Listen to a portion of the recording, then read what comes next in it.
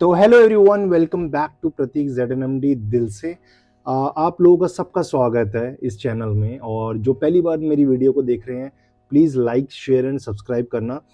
आप लोगों ने बहुत प्यार दिया मुझे सारी वीडियोस में, और ऐसे ही अपना प्यार बनाए रखना।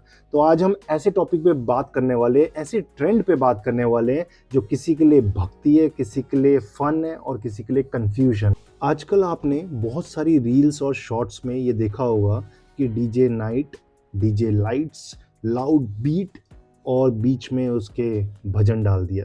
सवाल ये नहीं है कि ये सही है या गलत, सवाल ये है कि आप इस ट्रेंड को समझते भी हो कि सिर्फ फॉलो कर रहे हो, मतलब सिर्फ आंख बंद करके चले जा रहे हो और जो मन में आए वो कर रहे हो। ये समझना जरूरी है। तो भजन क्लबिंग होता क्या है?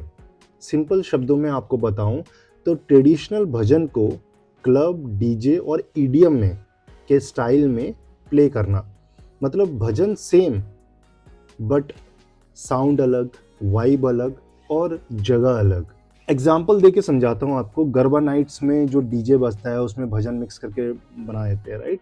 फेस्टिवल्स में जो भजन के रिमिक्स चल रहे हैं आजकल, एकदम से डीजे आएगा फिर उसके बाद भजन आ जाएगा, वो सारी चीज़ें। और जो आपने क्लबिंग्स में देखा होगा कि भजन मतलब एक साउंड गाना बज रहा है, लाइक कुछ भी गाना बजा देंगे एंड उसके बीच में भजन डाल देंगे और लोग उसी में झूम रहे हैं, मस्ती कर रहे हैं। तो ये सारे एग्जाम्पल है कि कैसे भजन को, ट्रेडिशनल भजन को डीजे और क्लब और ईडीएम के स्टाइल में उसको पेश करना।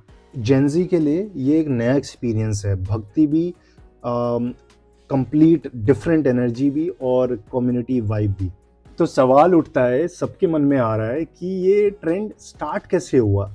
जहाँ से सब कुछ स्टार्ट होता है, जहाँ से हर कुछ एक नई चीज़ आती है, हर एक ट्रेंड की एक नई स्टोरी होती है और उसका सबको मतलब सोर्स आजकल वही है, सोशल मीडिया या रील्स या शॉर्ट्स यूट्यूब पे जो चल रहे हैं। तो सब लोग उसी को फॉलो करके और लगे पड़े हैं भजन को मिक्स करने में। तो लोगों ने देखा अक्सर फॉरेन में स्पिरिचुअल जो चीज़ें करी जाती हैं वो डीजे और उसको मिक्स कर रहे हैं। फॉरेन में जो पार्टीज़ चल रही हैं, उनको फ़न आने लगा, माइंडफुलनेस इवेंट्स होने लगे विद बेस, जिससे कि अट्रैक्ट करें ज़्यादा यूथ को। तो वही सेम ट्रेंड इंडिया के यंगस्टर्स ने अडॉप्ट कर लिया और एक जगह स्टार्ट हुआ, वो धीरे धीरे धीरे करके आजकल ये बहुत ही पॉपुलर हो चुका है। और मतलब कहीं ना कहीं आप डीजे पार्टीज़ में जाओगे तो आपको अक्सर मिलने में लग जाएगा। जो बहुत बड़ी बड़ी पार्टीज़ होती है उनमें तो ये ट्रेंड पे चल पड़ा है कि भजन को मिक्स कर दे कोई भी सॉन्ग्स के बीच में। तो सवाल उठता है, ये इतना ट्रेंड में क्यों है और यंगस्टर को इतना पसंद आ क्यों रहा है? मेरी मानो ना, तो यंगस्टर और जेनजी जो हैं वो गलत भी नहीं है। उनको चाहिए कि कनेक्शन हो, बिलोंगिंग हो, पीस हो और थोड़ा फन भी हो। और जब ट्रेडिशनल भजन उनको बोरिंग लगता है ना, तब वो ये वाले जो रिमिक्स भजन है उनके लिए एंट्री पॉइंट का काम करते हैं। तो उनको एकदम से क्लिक होता है एंड वो सोच में पड़ जाते हैं कि वाह, ये तो एक नई चीज़ है, लेट्स ट्राई इट। एंड फिर उसमें ही वो खो जाते हैं एंड वो ट्रेंड बन जाता है।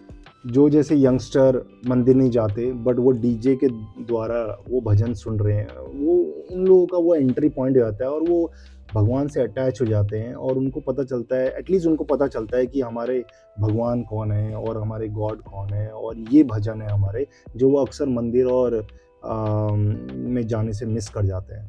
तो प्रॉब्लम भजन नहीं है, प्रॉब्लम है कि उसका इंटेंशन क्लियर होना। अगर इंटेंशन क्लियर नहीं है ना और तुम्हारी सोच अच्छी नहीं है तो वो सब कुछ गलत है। नहीं तो अगर तुम्हारी सोच अच्छी है, इंटेंशन अच्छी है, तो सब सही है।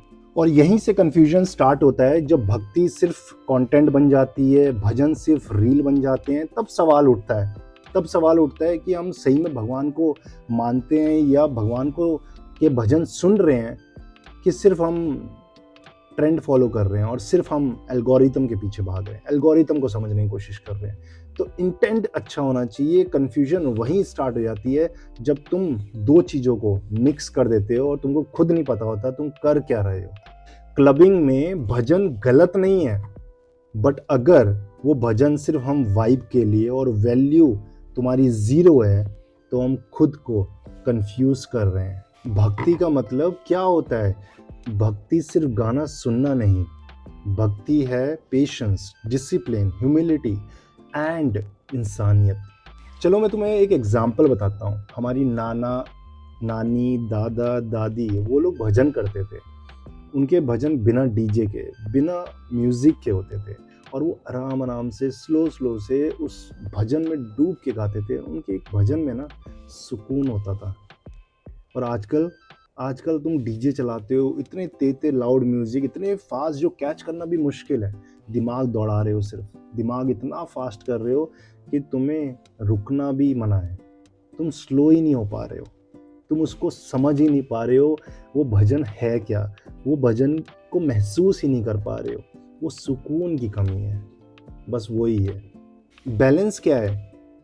तो क्या भक्ति क्लबिंग बंद हो जानी चाहिए? नहीं। तो क्या हमें ये समझना ज़रूरी है कि भक्ति एक ट्रेंड नहीं, भक्ति एक पेशेंस है, भक्ति एक प्रैक्टिस है? बिल्कुल। रिमिक्स सुनो, उसका मीनिंग समझो और उसकी रिस्पेक्ट करो। भगवान को सिर्फ कंटेंट बना के मत रख दो, उसके बारे में समझो कि है क्या और रिस्पेक्ट करो यार। भगवान डीजे में नहीं, ना सिर्फ मंदिर में, भगवान तो नियत में होता है। आपको अगर डीजे नाइट्स, डीजे पसंद है तो एंजॉय करो। बस एक चीज़ समझो कि भजन दिखाने वाली चीज़ नहीं, महसूस करने वाली, फील करने वाली, बस वो चीज़ है और उसकी रिस्पेक्ट करो। अगर ये वीडियो आपको सोचने पे मजबूर करे तो आप सिर्फ लाइक मत करो, आप उस इंसान को शेयर करो जो सच में कंफ्यूज है।